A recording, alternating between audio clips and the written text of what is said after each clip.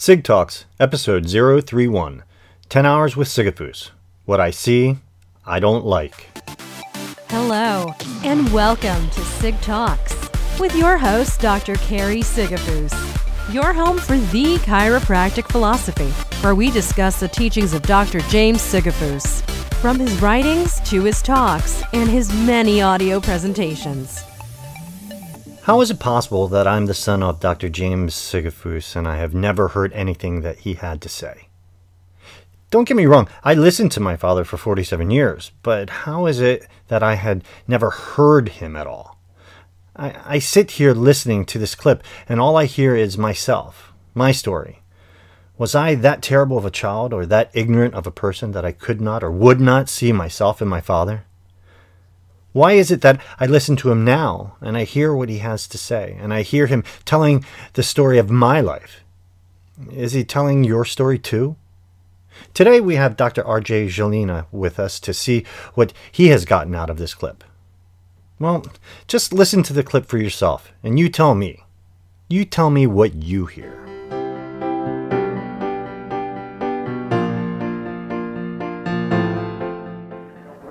Okay, I think it's time to go back to work, and we've got some things to cover, and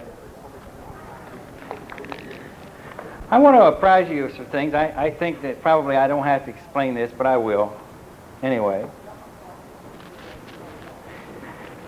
There's certain areas that I go over all the time that appears to be not in line, or appears to be out of the midline or out of the mainstream. And it probably is because I'm not in the mainstream. And there may be some things that I say that you don't quite get or may offend you to some degree. I would rather you just sit there and try to figure out what it means rather than react. And I'm certain that the answer will come to you. And as a matter of fact, the next hour, we're going to be talking about being in an area that we're not really aware of or don't understand. And how, in fact, we have to enter into that particular area to have what we're looking for given to us. And what we try to do, for the most part, as people, is go around and we read. I'm a great reader myself. I read about 3 books a week. But I found that I don't really get the information that I need from there. And I found that in reading all of B.J.'s books, though it put the information into my brain, I didn't really get the answers from the book itself. And I found that by going to lectures or hearing other people talk, I didn't really get the answer from them. It led me in a particular direction. It had me enter into certain areas that I had to or would not normally have gone into. But when I went into them, then things happened. So I'm going to explain that to you. I had several people come up to me and say, you know, I am in the same position you were in, that I don't really know what my purpose is, that I'm confused, that I don't know what to do or how to do it. Can you tell me how? Well, yes, I can. But I can't show you how. But I can explain it to you. And what I want you to be aware of is this. That what we get through education is somebody else's opinion. Somebody else's opinion that we went into agreement with. And it's not necessarily true for you. So oftentimes it's not the wisest thing for you and I to do is to operate on educated or somebody else's educated opinion. Because what was right for him is not necessarily right for you, and you go into agreement with it and it doesn't always work. So if we're going to gain knowledge, and if we want to have things happen, if we want something to become one with us, see, I can remember things, but I can only remember things for a certain frame of time, then I forget. And then unless I am brought back into that to review it, I'll never get it again. Or if somebody brings it up at some time later in my life, I'll say, yes, by golly, I forgot that. And I know that happens to all of us. But you see, rather than that happen, rather than have something so fluid that it slips through my fingers, I seek to have things revealed to me. Now, revealed comes from the word revelation. Revelation comes from the word knowledge from within. So when I have something revealed to me, it comes from inside, doesn't come from outside. And how I have things and how you'll have things revealed to you is by doing things that you don't quite understand. Now you see, that's the opposite of what the world thinks. The world thinks that first of all, I have to go out and I have to become that thing. Then I have to turn around and I have to be schooled in it. Then I have to have the proper attire and the proper physical things before I can actually go in and do it. You see? That's not the way it works, gang. We have to do the thing before we have the others. And that's why so many of us sit in the corner or sit in the back and never rise up to the top where we belong. Let me explain this. When I decided, and when you decided that you want to change your life, when it comes to you that you say, I have had it. I'm looking in the mirror and what I see I don't like. And when I look around me, what I've created I don't want. When that happens, then you're going to have to make a change. Because if at that time you know you need to change and you don't change, in a year or 2 or 3, it's always worse. So if I'm going to change, how do I change? Do I have somebody come down? Do I have Dr. Tickle come down and say, all right, walk this way, hold your mouth this way, repeat after me, and do everything and become a clone of Dr. Tickle? If I do, I'm no longer me, and I can only rise to the area or to the height that Dr. Tickle allows me to. And that's why we get caught up sometimes. See, we end up and we have speakers that we love, and we just go listen to our speaker and we try to emulate him or her. And we can only rise to the degree that that speaker allows you to rise, or whoever your leader happens to be. There shouldn't be any cap on the height that you rise. There shouldn't be any cap on that which you accomplish or attempt to accomplish. That you accomplish that of which you wish to accomplish, when you have a purpose to accomplish it. And so if we have a purpose in chiropractic, and if we have a purpose in enlarging our sights, and enlarging our vision, and enlarging ourselves, then we're going to have to enter into something. And this thing, and don't think that I'm teaching church, because I'm not. I want you to get something. We're going to be talking about faith. And if I were to define faith, I'm going to define faith as that. Being able to see something in my mind's eye without having any physical evidence of it. I neither can touch it, smell it, kick it, wear it, eat it. There's just no physical evidence that it's there. And so I'm going to have to be able to have it up here. Then I have to go through all the motions. I have to communicate about it. I have to act as if, and I know you've heard that, and I have to do the thing and talk about it in a manner that it's already mine. Now I'm operating in faith. And so if I can operate in faith long enough, then it becomes a reality. And the greater I operate in this area of faith, with the more attention I give it, with the greater clarity of vision, and the ability to communicate about it, and the willingness to act upon it, then it takes a shorter period of time for it to come from out here, which is a concept, over here to a reality. Now let's bring it out. It's a point. I'm going to use myself as an example because I know me better than I know any of you. Even my wife. I decided some time ago that I wanted to change in my life. I didn't like me. I didn't like the fact that I had no purpose. I didn't like the fact that I was in poverty. I didn't like the fact that I had no recognition. I didn't like the fact that I had no self-esteem. I didn't like the fact that the only happiness I thought I could find was in a bottle. I didn't care for that at all. So I said, look, Sigafoose, and I said, what? Why don't you do something? Why don't you change? I said, I don't know. I don't know how to change. Well, you're going to have to find something. You're going to have to find something to latch on to. So I latched on to chiropractic. I heard the message. I heard the purpose of chiropractic and say, by God, that's me. That's what I want, but I don't understand it. I don't know how to do it. I'm sitting here at 15 to 17 visits a day. I don't know how to get out of this mess. I don't know what to do next. So the thing that I did is I entered into faith. I said, look, I don't understand. I don't know what I'm supposed to say to you. I don't even know what's going on. I'm not sure of the principle. I'm not certain that chiropractic even works. I've never seen it work. I mean, all I ever got out of chiropractic is people say I feel better. So I'm not certain about this whole thing at all. But maybe it works. Maybe there's something there that I need to know. So what I had to do is this.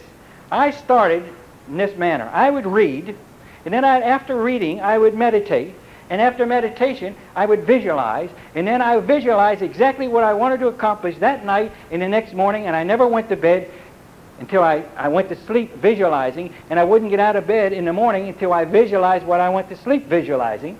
And then when I had it visualized or worked all the way through my mind, then I got up out of bed expecting that very thing to happen.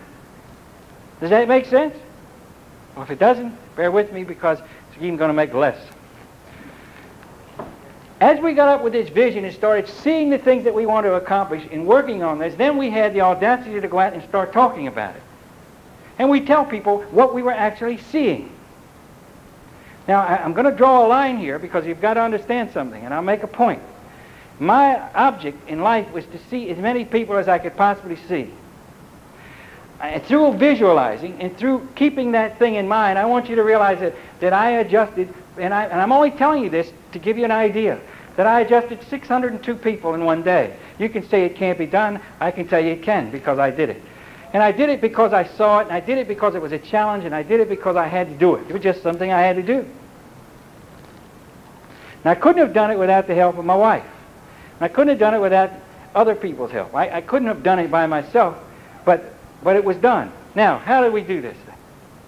Well, first of all, I found out what it was that I wanted to accomplish. I realized that I want to reach as many people as I can, just as many as I can, with the idea of what chiropractic is, what it isn't, and what it'll do, and why you should have it, and why your family should be here, and why you should bring your children, and why you should travel 2 hours one direction to spend a few minutes with me and then travel 2 hours back the other way. Really doesn't make any difference. I want you to get that idea, so I'm going to put this out. So I'm going to take the bold step. See, I had problems leading in silent prayer. You got that? If they say, Sigafoose, it's your turn to lead in silent prayer, I couldn't do it. Was too nervous. So I had to learn how to talk. Now, one of the things that I had to do, I had to learn how to communicate. And one of the things that I did, besides take a communications course, I also took Toastmasters. And I stayed with Toastmasters. And I was in Toastmasters for 4 months, and I represented the state of Pennsylvania in a humorous speech contest and came in second. So I knew I was on my way. So I said, well, now you sort of learned how to communicate. Now, what are you going to communicate? Well, I'm going to communicate chiropractic. Well, what is chiropractic? Geez, I don't know. Well, why don't you find out? Okay, I think that's a good idea. So I started to study chiropractic. I laid down Merck's manual. I laid down Gep's. I laid down all the books, and I started reading chiropractic. And I said, well, where am I going to find chiropractic? You think Dr. Jackson? I wonder where I could find it. Well, the only place I could find it logically was in BJ's works. So I started buying all of BJ's books, and I started reading them. And again, I tell you, I didn't understand it. But it didn't make any difference. I kept on reading it. Then I got over into a book called Volume 18, which was called the Subluxation Specific, the Adjustment Specific. And I started reading that through.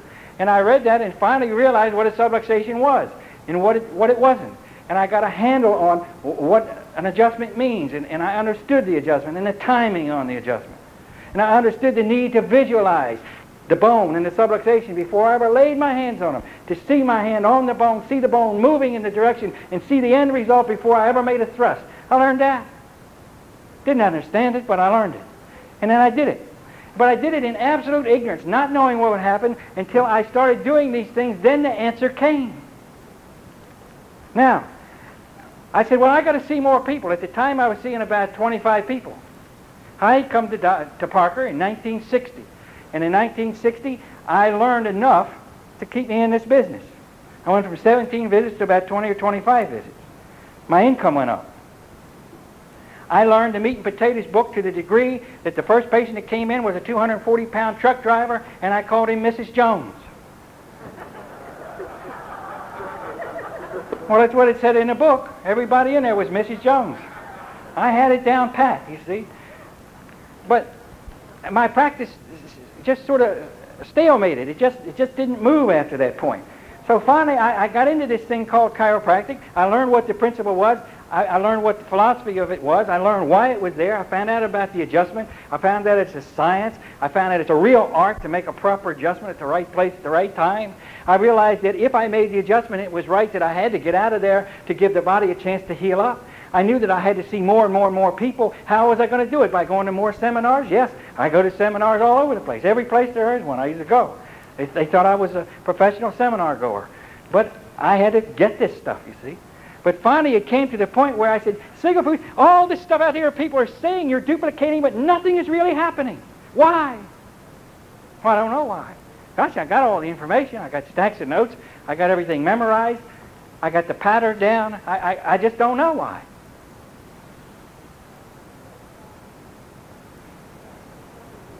Then I decided. I said, you know, I'm trying to figure out what to say. I am trying to figure out everything that goes on. And I'm failing. I think what I better do is quit trying to figure it out. I think maybe I just should go ahead and do it. I should get a vision of what I want and go ahead and do it. And he said, what are you talking about? How could you get a vision and do something without knowing how it's going to happen or how you're going to do it or what the end product is? I said, I don't know that. And that is when I walked into a thing called faith unconsciously. Now, at the time, a man came into me and he wanted to sell me some more machines. I didn't have enough room for machines. Tell you the truth. I mean, I had 800 square feet.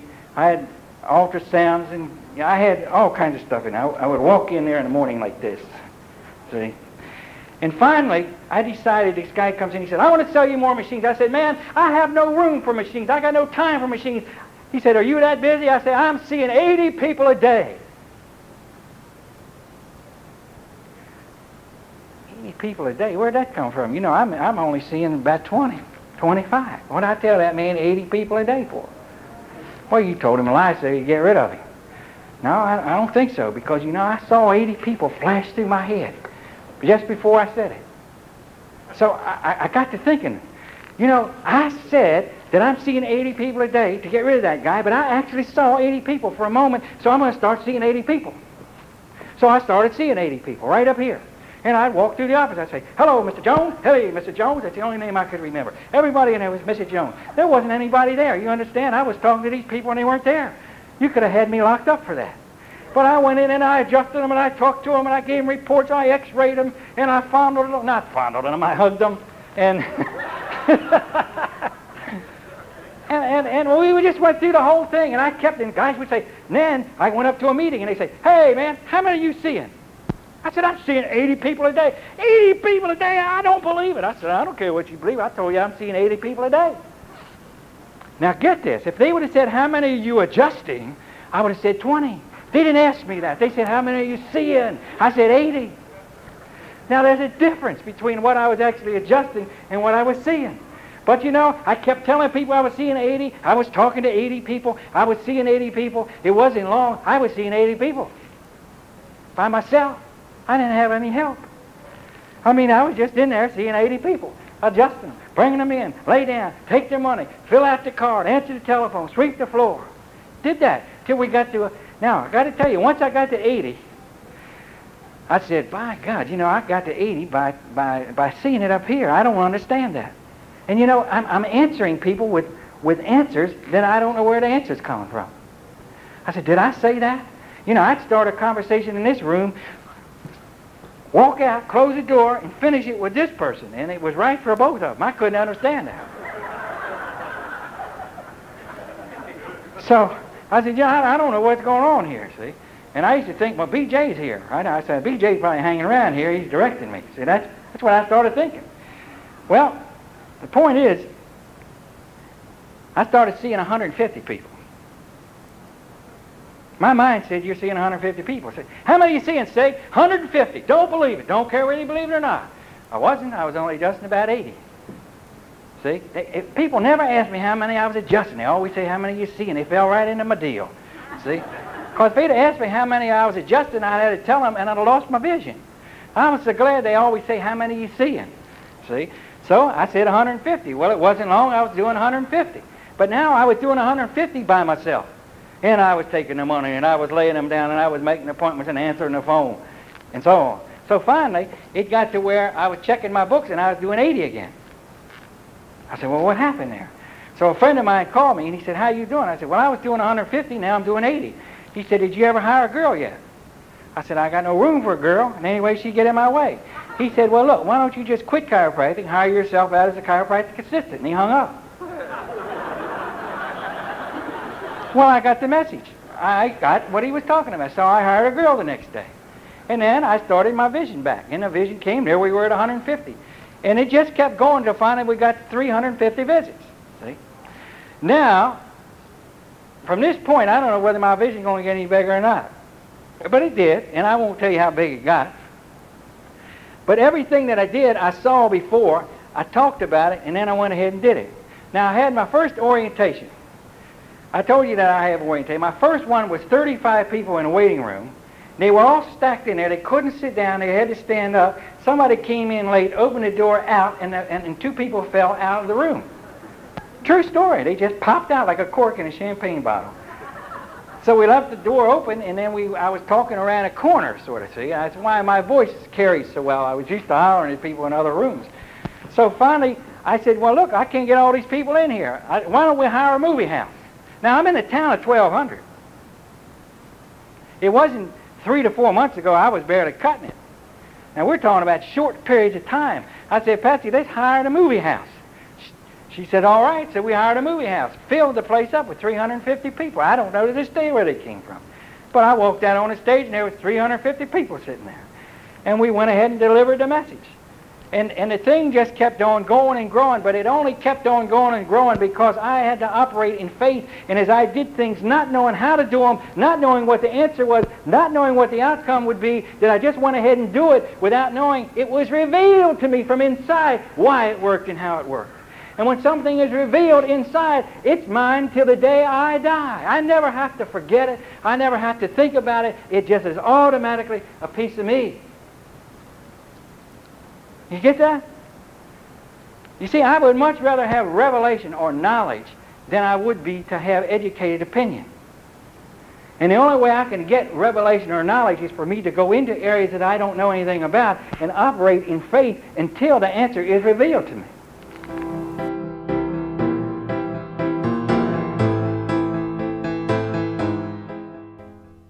And we're back. So I guess the big question here is, how are things revealed to you? We have to do the things first. That's what Dr. Sigafoose just said.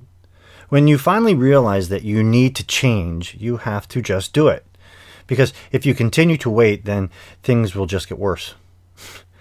We have to have faith, is what Dr. Sigafoose keeps saying.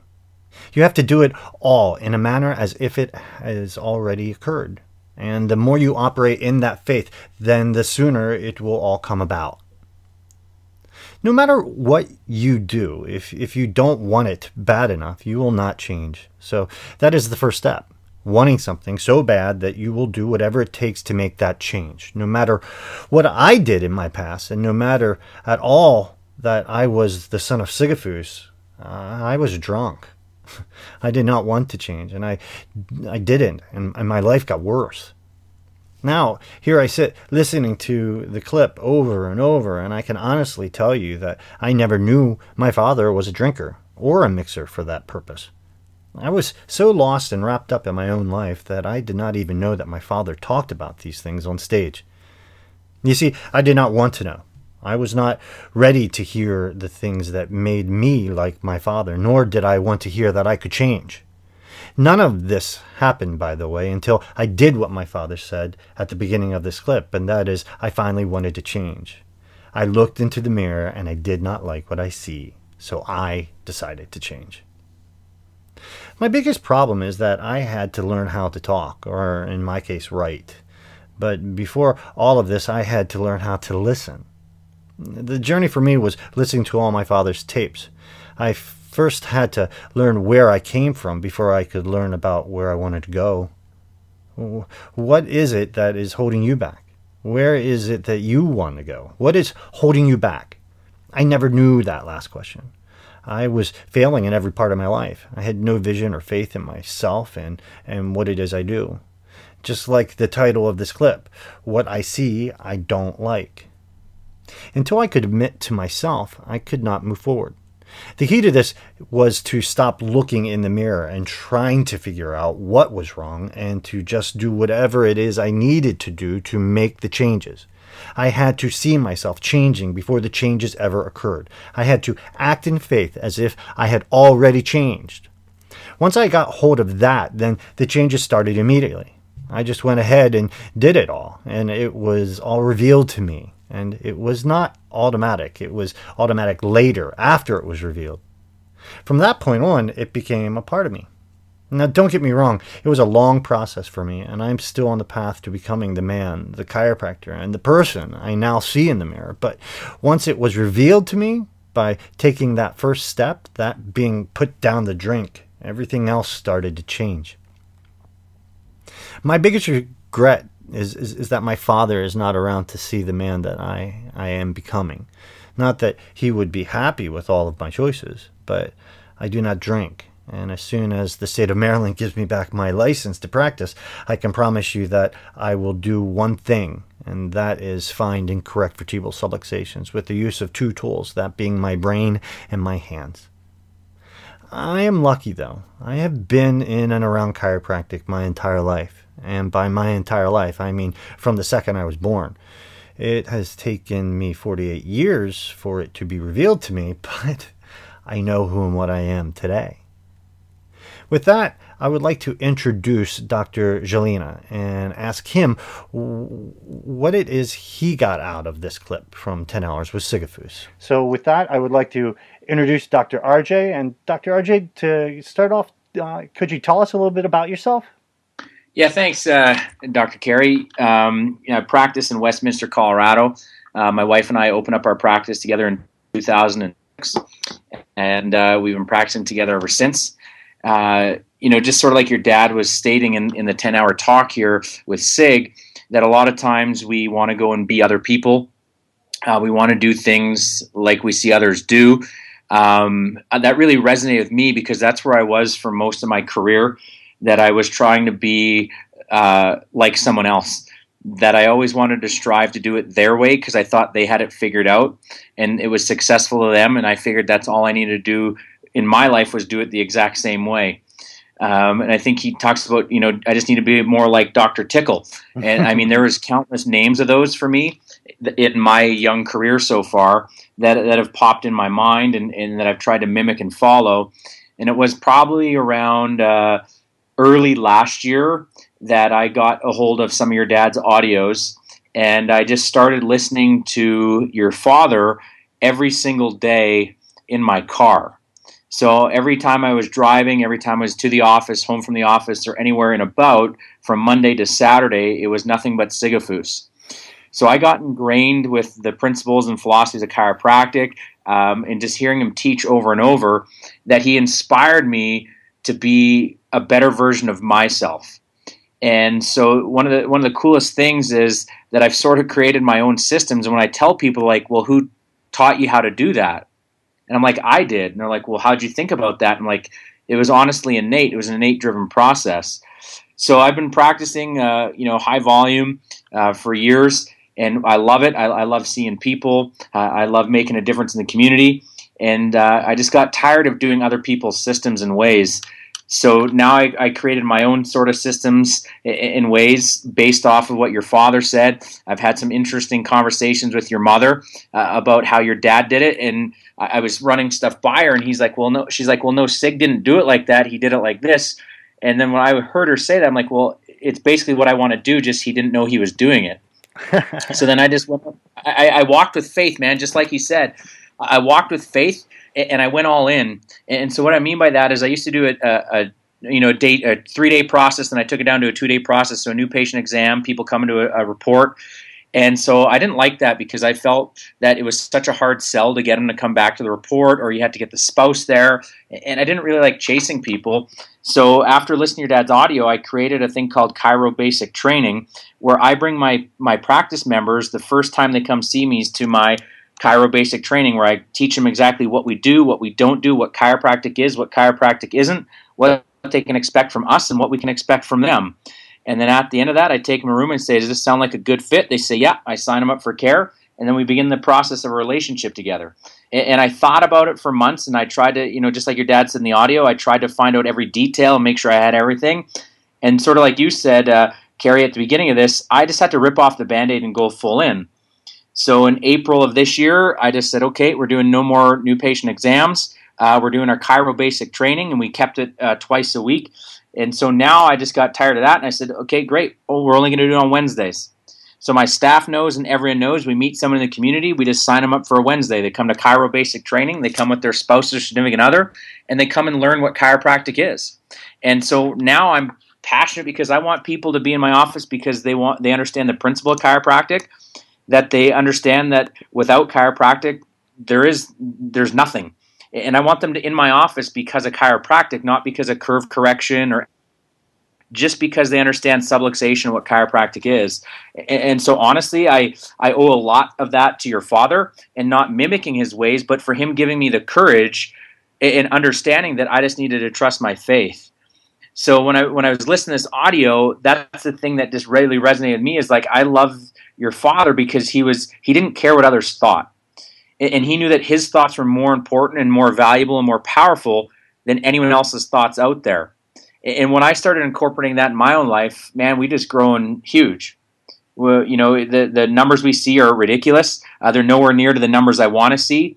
It's like when people would ask your dad what they see, and for me now it's 1,000 a day. But my end goal is I want to see 3,300 people a day, and I know that I have to see that in every waking moment, in every waking action, and understand it and smell it and just act like it's already happened.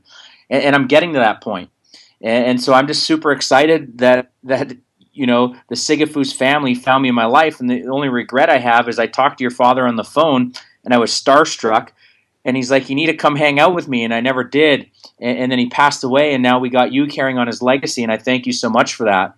And I know people have given you flack over the time, and can't believe you're doing it, and blah, blah, blah, and just ignore them, brother, because people in chiropractic need to hear your father and need to hear the Sigafoose family, because it's been an integral part of chiropractic for so many chiropractors. So I applaud you for doing that. Well, thank you. In the clip, one of the things that really resonated with me is not just in the clip, but I'm reading his book, Good Medicine, at the same time.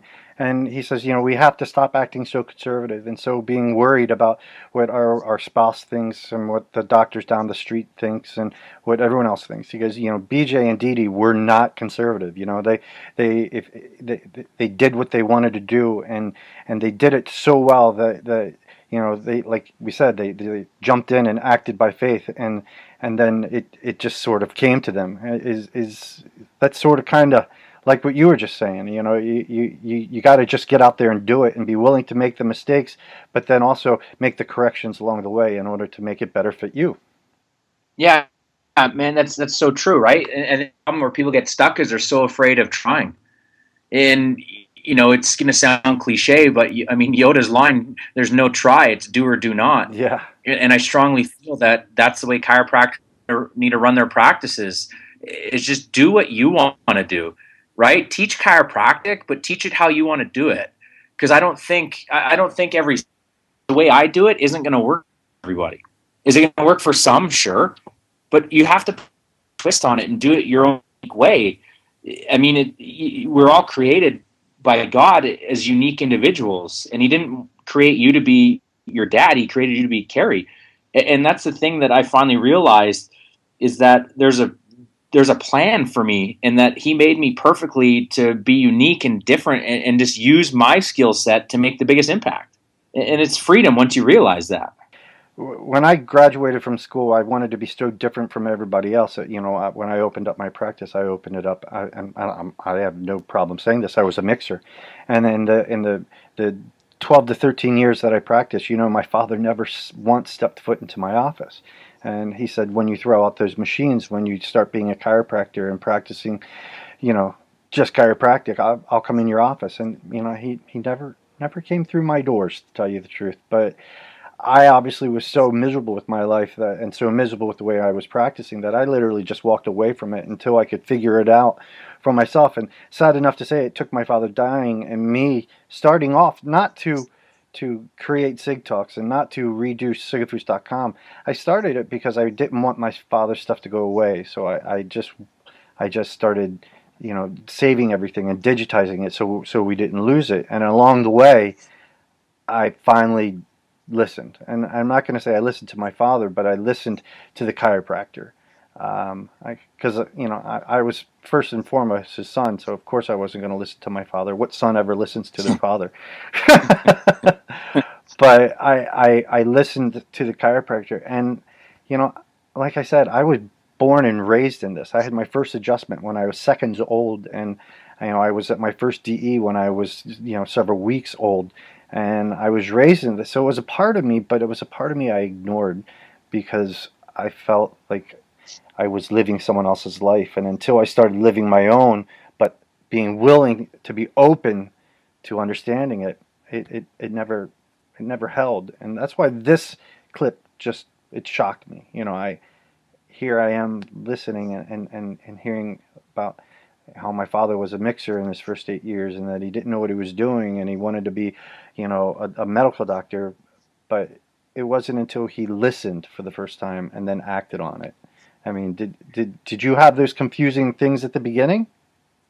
Oh man, I didn't know. Like, I remember going in chiropractic school and not knowing what I was going to do, and I took all these extra classes and ART and all these things, and then my own health turned to hell. I got diagnosed with cirrhosis and diabetes 6 months before I graduated.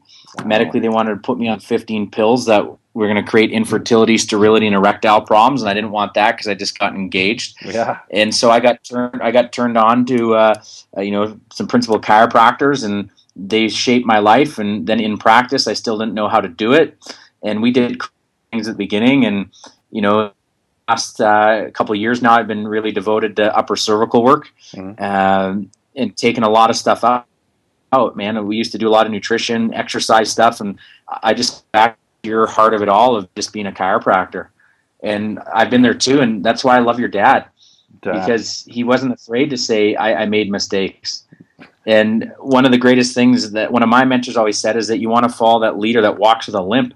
And I'm just honest. People are like, well, you used to do it this way. And I said, I was just lost and confused. But this is what chiropractic is, and that's what I want to be. Yeah. So there's this book that I was reading, and I can't remember the name of it. And the guy says, you don't ever want to follow the guy with no arrows in his back. He's like, you want to listen to the people that have gotten the arrows, that have been through the battle, and who have done it. And that's what I'm doing finally. I'm listening to my father because he had all the arrows in his back, and you're right, he had the limp. And I'm not going to do it like him, but if I take what BJ wrote, and I take what DD wrote, and I take what my father tried to teach, I don't think there's no way that you can't be successful. You get out there and you speak the word. And I think if like your dad was still here and you said to him this now, like, hey, I figured this out listening to you, and I want to do it your way, he would tell you no. No, because I don't think exactly that's right. Right? Like, no one wants you to do it his way. Now that's just one of those things, is that you just have to do it your way.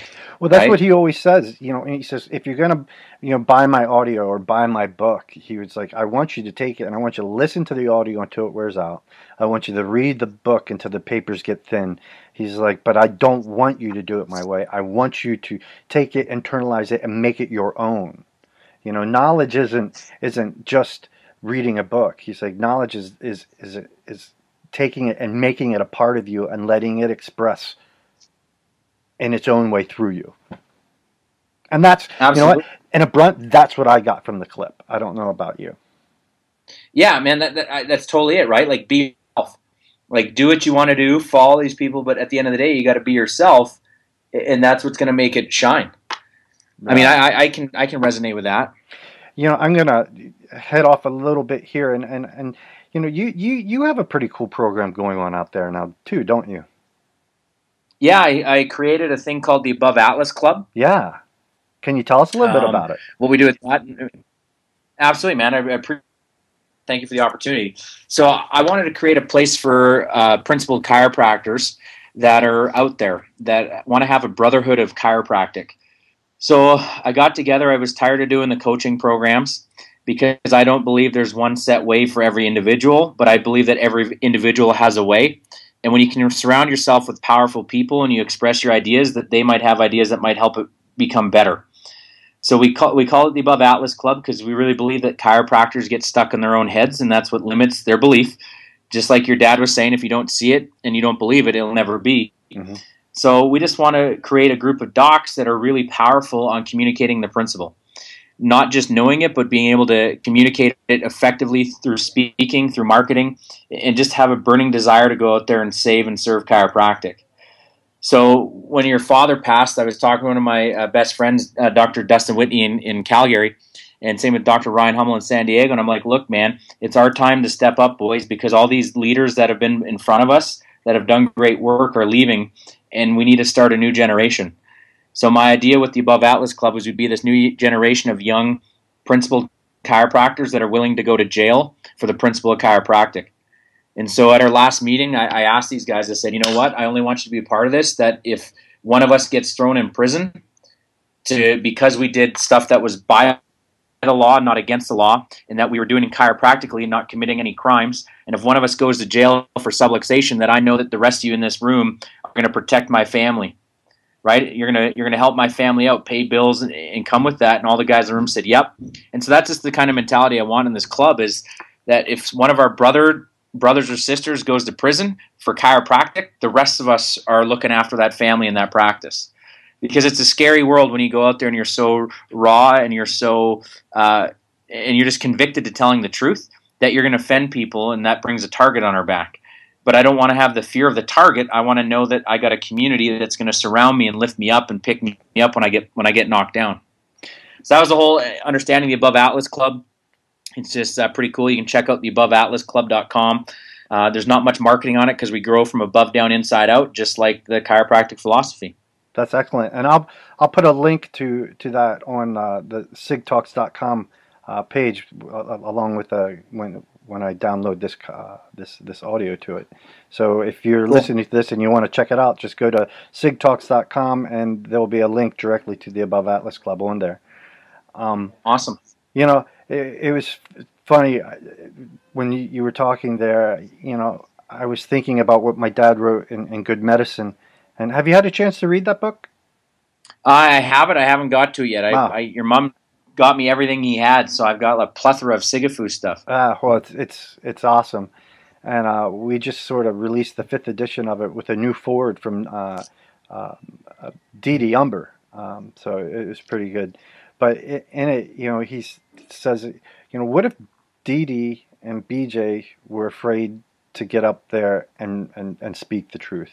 You know, we would not be where we are today. And just like you said, you know, we have to be willing to get out there and stand on a box and scream at the top of our lungs and not just ask people to listen to us, but demand that they listen to us, because in the end it's a matter of not life or death, but a better life and a more passionate death. Well, absolutely. And you know, when you say it that way, Carrie, it sort of reminds me, and this is what I've been teaching people for a long time, because everyone gets so concerned about what's your conversion rate. You know, I only want to do a program that gets me to convert better or get more new patients. And I stop and think, you know, being a Christian and following Jesus' footsteps, and you look at him, and he never once asked his other apostles what their conversion rate was. Yeah. And you never know what his conversion rate was. He would go and he would stand on a mountain, he would deliver the truth, and he wouldn't care of the outcome. He would go to the next place to deliver the truth. And if people chose to follow him, he's like, that's perfect, that's cool, because this is a better way, this is a better life. And if they didn't, he's like, then they're not going to have that. And so that's sort of how I try to operate in my practice, is that I'm going to tell you the truth, and if you don't accept it, that was your choice. Yeah. But I'm not going to do anything more. I'm not going to beg you. I'm not going to plead with you. I'm not going to risk my life so you want to do it or be my friend. And I think people need to think more like that. Yeah. You know, we have another group that we call Sigafoose Weekly. It's very similar to what you're doing with the Above Atlas Club.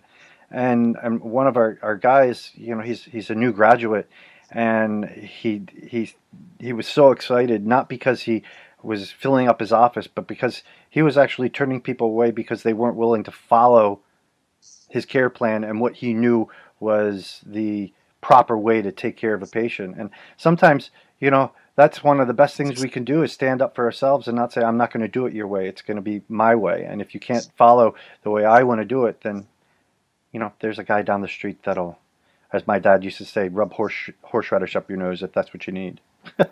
Absolutely, man, and that's so cool that student has that capability to do it now, and I think that's the greatest lesson. I think a lot of other docs out there need to get to that place where you turn people away because they don't mesh. You know, we do it all the time. People are like, well, I don't want to bring my wife. I don't want to come on a Wednesday. I'm like, okay, well, most people do, and most people choose to be here. So if you're not willing to do it, I mean, that's your choice. You know, it's cool. Go ahead. I'm sorry. No, I was just say it's just cool when you get to that place, and it's not neediness, and it comes from that abundant mindset. Well, you know what my father actually just said today, and I'm going to try and quote him, but he said, you know, you have to stand up for what you believe, and you have to always remember not to let the inmates rule the prison. Absolutely. He's like, absolutely, I'm into that, man. Yeah, that wasn't verbatim, but that's as close as I can get to it right now. Sounds good. I appreciate you coming on, and I appreciate you listening to SigTalks, and you know, you're always welcome as a guest back here anytime, and maybe sometime in the future I can invite you on, and you can, you know, talk to me a little bit more about the Above Atlas Club. Hey, I'd love to do that, man, and I'd love to come back on any time. You know, I listen to the SigTalks on a weekly basis. I can't wait to get the email for it, and you know, I just love plugging in. And for some of you out there listening, my advice is this: that if you've never done the Sig Cleanse, is what we call it, that you listen to 30 straight days in your car of nothing but Sigafoose, your life will change. And it's not to be like Sigafoose, it's just to have more chiropractic freedom, to understand the truth and be able to deliver that principle and that message to this world that desperately needs what we do. Well, that's pretty amazing, because you're my 31st episode. I appreciate you carrying that, man. Did you hear me there? Look at that. Yeah, I know. I heard that. You are my 1 month cleanse now, so you can listen to a SigTalks every day and have a little bit of Sigafoose in your life every day. So. Absolutely, man. Well, I love you because you love the things that I love, brother. Likewise, and God bless, my friend. You too, man. Bless you. We'll talk to you soon. Appreciate you. Thanks for joining. Well, I have to say that was probably one of my most fun episodes I got to do, speaking with Dr. RJ and comparing our notes back and forth. As always, if you would like to listen to the rest of this recording, just head on over to Sigafoose.com and check out our online store. Everything that Dr. James Sigafoose has ever created is there and is available for immediate digital download. With that, I would like to say thank you again to Dr. RJ for joining us today on SigTalks. And if you are interested in joining in on our conversation, just send me an email to ChiroSig, that's ChiroSig, at yahoo.com, or give me a call at 443-619-8770. So until next week, keep giving, loving, doing, and serving, and we'll see you soon. Bye.